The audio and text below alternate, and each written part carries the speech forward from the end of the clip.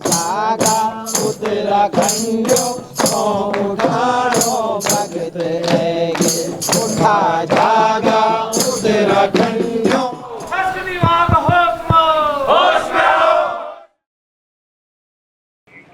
सौरभ भाई एक बात कह रहे थे जो बड़ी गंभीरता से सुना था और उन्होंने कहा कि कौन वो विज्ञान है, वो कौन व्यक्ति है जो हमें पशुओं की तरह हाँक रहा है और खुद मलाई चाट रहा है। वो जो विज्ञान है वो इसी यहाँ अंदर बैठे हुए हैं। वो सीधे तौर पे बोल नहीं पाए सौरभ भाई। जो लोग हैं वो संस्कृत निदेशालय में अंदर बैठे हुए हैं, जो आपके खून पसीने की जो आपकी मेहनत है उस पर डाका डाल रहे हैं। इनके खिलाफ खुले तौर पर मोर्चे खोलने की आवश्यकता है। इनसे डरने घबराने की आवश्यकता नहीं है, क्योंकि आप देखिए कलाकार कैसी परिस्थितियों में काम करता है, किस तरह के संकटों से जूझता है, वो हम सब लोग जानते हैं। और जिस तरह का शोषण हो रहा है, ऐसा शोषण मैंने कहीं नहीं देखा, कहीं भी नहीं। निदेशक के पद पे जो बैठे हुए हैं बीना भट्ट जी, वाकई में उनको बर्खास्त किया जाना चाहिए। मैं तो कहूँगा उच्च स्तरीय जांच होनी चाहिए।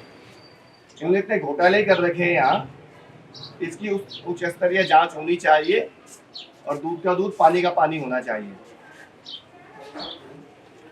आज मैं देख रहा था कई कलाकार यहाँ पे अपनी पीड़ा जाहिर कर रहे थे, उनके आंखों के आंसू देख हम समझ सकते हैं कि किस तरह की भावनाएं हमारे कलाकारों की है, कैसे कैसे अपने परिवार का भरण पोषण हमारे कलाकार चला रहे होंगे।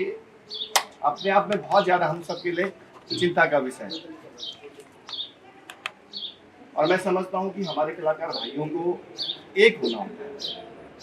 एकता में बहुत बड़ी ताकत है, जो मैं आज तक नहीं देख पाया है। आखिर इनकी इतनी बड़ी हिम्मत कैसे हो जा रही है?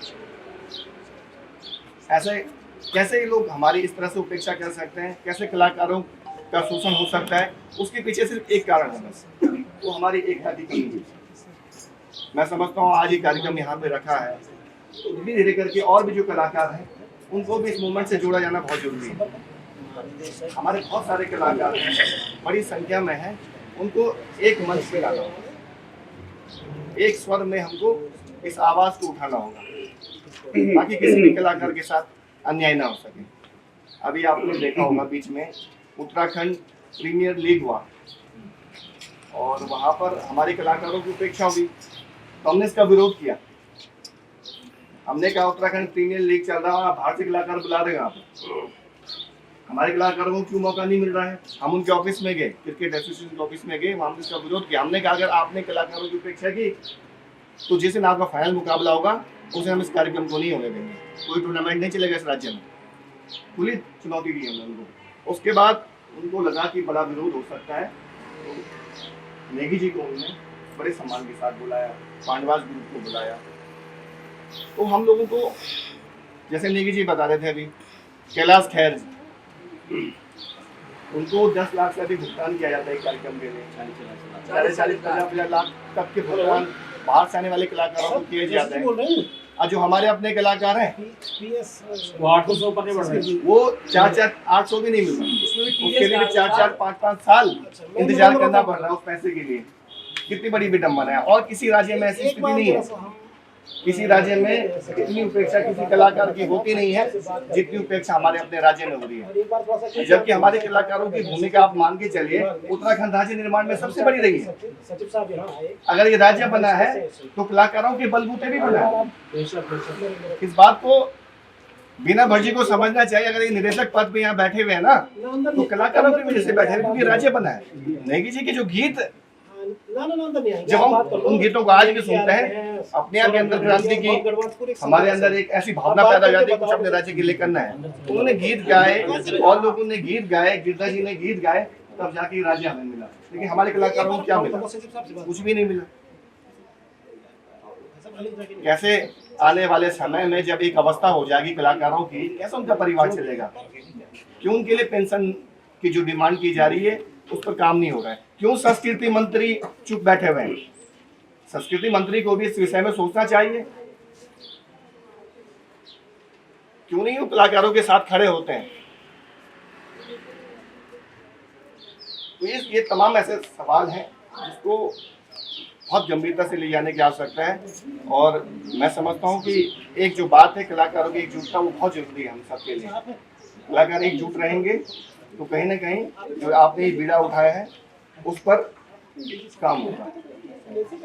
बाकी हमारे बीच में सरदेव नेगी जी हैं। मैं आपका तो आशीर्वाद इतना बड़ा हमारे किसी मूवमेंट में रहता है, जो मूल निवास दुकानों का एक बड़ा मूवमेंट इस राज्य में खड़ा हुआ है।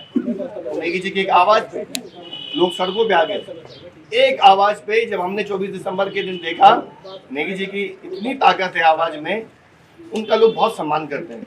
उत्तराखंड के हर एक व्यक्ति के दिल में नेगी जी के लिए बहुत ज्यादा सम्मान है। एक आवाज पे मूल निवास और भूखंड के लोग सड़कों पे आए। उनका यहाँ पर खड़ा होना ही हमारे लिए बहुत बड़ी बात है, कलाकारों के लिए बहुत बड़ी बात है। तो कहीं ना कहीं सरकार पर भी दबाव बनेगा कि नेगी जी कलाकारों के साथ खड़े हैं, क्योंकि खुद ही उसी पेशे से आते हैं, तो सरकार पर भी दबाव बनेगा। और एक बात होती है पद्मश्री की, कि नेगी जी को पद्मश्री दिया जाना चाहिए। एक भावना होती है इंसान की, आम जनता की भावना है कि मिलना चाहिए। क्यों नहीं मिल रहा है, किस लिए नहीं मिल रहा है, उसके कई राजनीतिक कारण हो सकते हैं। हालांकि नेगी से जब हमारी बात होती है, नेगी जी पद्मश्री आपको मिलना चाहिए, हमारी भावना है। लेकिन उन्होंने कहा कि मुझे जनता का जो प्यार मिल रहा है, स्नेह मिल रहा है, उससे बड़ा ये पद्मश्री नहीं है मेरे लिए। वो हमारे लिए बहुत बड़ी बात है। लेकिन हम लोगों की भावना है पद्मश्री नहीं, पद्म भूषण नहीं, पद्म विभूषण नेगी जी को मिलना चाहिए। देश का जो दूसरा नागरिक सम्मान नेगी जी, हमारी भावनाएं हैं, वो आपके प्रति, वो जनता की भावनाएं हैं। और जो रहा सवाल कलाकारों का, हम हमेशा अपने कलाकार भाइयों के साथ खड़े हैं, उनके हर संकट में खड़े हैं, उनकी पीड़ा को हम बहुत गहराई से समझते हैं। आज हम आप लोगों के बीच में यहाँ पर पहुँचे हैं, और आने वाले समय में जब भी आपको हमारे आवश्यकता महसूस होगी, आपके इस मूवमेंट में, इस आंदोलन में हम आप लोगों के बीच बने रहेंगे। बहुत बहुत धन्यवाद। आपकी इस पर क्या राय है, हमें कमेंट कर जरूर बताएं। इसके साथ ही आप हमारे YouTube चैनल को सब्सक्राइब कीजिए। आप हमें Facebook, Instagram, Twitter पर फॉलो भी कर सकते हैं। और संवाद 365 के साथ एक क्लिक में जुड़ने के लिए डाउनलोड कीजिए संवाद 365 ऐप।